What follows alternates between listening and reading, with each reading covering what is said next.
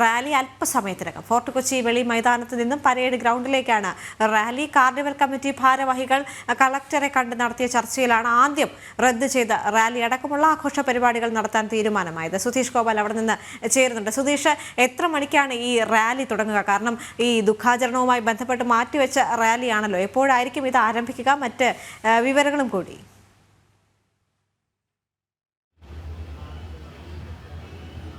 Devika, 41ാമത് carnival new year റാലിയാണ് അല്പസമയത്തിനുള്ളിൽ ആരംഭിക്കാൻ പോകുന്നത്. ഇത് 4 മണിക്ക് ആരംഭിക്കേണ്ടതായിരുന്നു. എന്നാൽ സാധാരണ ന്യൂ ഇയർ ദിവസം ജനുവരി 1 നടക്കാറുള്ള റാലി ജനുവരി 2 മാറിയതുകൊണ്ട് തന്നെ ആൾക്കാർക്കെല്ലാം എത്താൻ വേണ്ടിയുള്ള ഒരു സൗകര്യം കൂടി കണക്കാക്കിയാണ് ഇപ്പോൾ 5 മണിയോടെ ആരംഭിക്കാനാണ് തീരുമാനിച്ചിട്ടുള്ളത്. വലിയ ആവേശം തന്നെയാണ്. നേരത്തെ കൊച്ചിയിലെ ന്യൂ ഇയർ ആഘോഷങ്ങൾക്ക് പരിസമാപ്തി കുറിക്കുന്നത് ഈ ഒരു റാലിയോടുകൂടിയായിരുന്നു. എന്നാൽ ഇത്തവണ അതിൽ മാറ്റമുണ്ട്.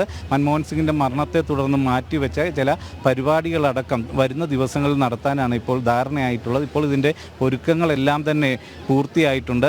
അല്പസമയത്തിനുള്ളിൽ തന്നെ റാലി ആരംഭിക്കും. ഇപ്രാവശ്യം ആനയ്ക്ക് പകരം റോബോട്ട് ആനയെ ആണ് ഇവിടെ എത്തിച്ചിട്ടുള്ളത്. അതോടൊപ്പം തന്നെ നിശ്ചല ദൃശ്യങ്ങൾ, മറ്റ് കലാരൂപങ്ങളെല്ലാം തന്നെ ഇവിടെ അണിനിരന്നിട്ടുണ്ട്. ഇതിൻ്റെ എല്ലാം ഒപ്പം വാദ്യഘോഷങ്ങളോടുകൂടിയാണ് ഈ റാലി ഫോർട്ട് കൊച്ചി വെളി മൈതാനത്ത് നിന്നും ഏതാണ്ട് 1 കിലോമീറ്റർ മാറിയുള്ള പരേഡ് ഗ്രൗണ്ടിലേക്കാണ് പോകുന്നത്.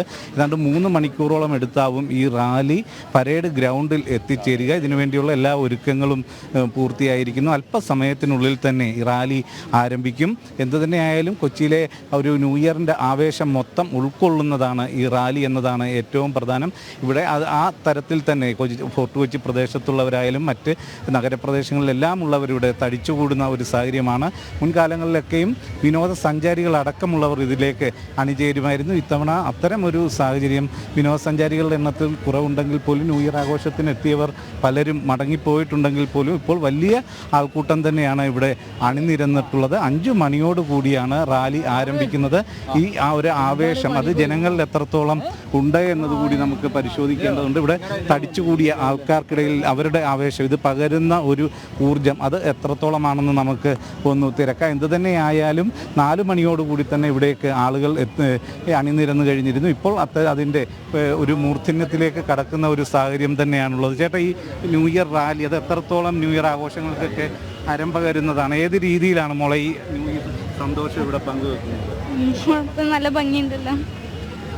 ഇതിലെ വലിയ ആവേശം തന്നെയാണ്. എന്നാൽ പലരും അതിനോട് പ്രതികരിക്കാൻ നിൽക്കാതെ മാറുന്ന ഒരു കാഴ്ചയാണ്. ചേട്ടാ, ഈ ന്യൂ ഇയർ ആഘോഷത്തിൻ്റെ എത്രത്തോളം പകിട്ട് പകരുന്നതാണ് ഈ റാലി? വളരെ നല്ല രീതിയിലാണ് ഇത് പോയിക്കൊണ്ടിരിക്കുന്നത്.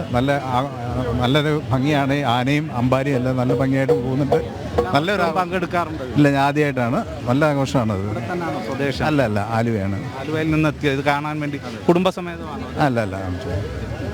തന്നെയാണ് ആലുവ ഭാഗത്തുനിന്ന് കിലോമീറ്ററുകൾക്ക് അപ്പുറത്തു നിന്നും ഇതിൻ്റെ ഒരു ആവേശം കാണാനും അത് ഉൾക്കൊള്ളുന്നതിനും വേണ്ടിയാണ് എത്തിയിട്ടുള്ളത്. ഇതിൻ്റെ കാർണിവൽ കമ്മിറ്റിയുടെ ആൾക്കാരടക്കം ഇവിടെയുണ്ട്. ചേട്ടാ, എത്രത്തോളം സന്തോഷം പകരുന്നതാണ് ചേട്ടാ ഈ ഒരു ന്യൂ ഇയർ ആഘോഷം? ഇതുതന്നെയായാലും ഇപ്പോൾ ഇതാണ്ട് ഇതിൻ്റെ റോബോട്ട് ആന മുന്നോട്ട് നീങ്ങുന്ന കാഴ്ചയാണ് നമുക്ക് കാണാനാവുന്നത്. ഇത് ഈ പ്രദേശത്ത് തന്നെ ഒരുപക്ഷെ ആദ്യമായിട്ടായിരിക്കും ഇത്തരം ഒരു റോബോട്ട് ആനയെ രംഗത്തിറക്കിക്കൊണ്ടുള്ള ഒരു ആഘോഷ പരിപാടി നടക്കുന്നത്. തികച്ചും സാധാരണ നമ്മുടെ ജീവനുള്ള ആനയുടെ എല്ലാ ലക്ഷണങ്ങളോടുമുള്ളതാണ് ഈ റോബോട്ട് ആന. അത് മുന്നോട്ട് നീങ്ങുന്ന ഒരു കാഴ്ച അത് ഏവരും ആവേശത്തോടെ തന്നെയാണ് കാണുന്നതും. ദേവിക, ശരി, വളരെയധികം മനോഹരമായ കാഴ്ചകൾ തന്നെയാണ് അവിടെ നിന്ന് കാണാൻ സാധിക്കുന്നത്. സുധീഷ്, ആഘോഷ പരിപാടികളിൽ പങ്കെടുക്കുക, മറ്റ് അപ്ഡേറ്റുകൾ കൂടി തന്നുകൊണ്ടിരിക്കുകയാണ്.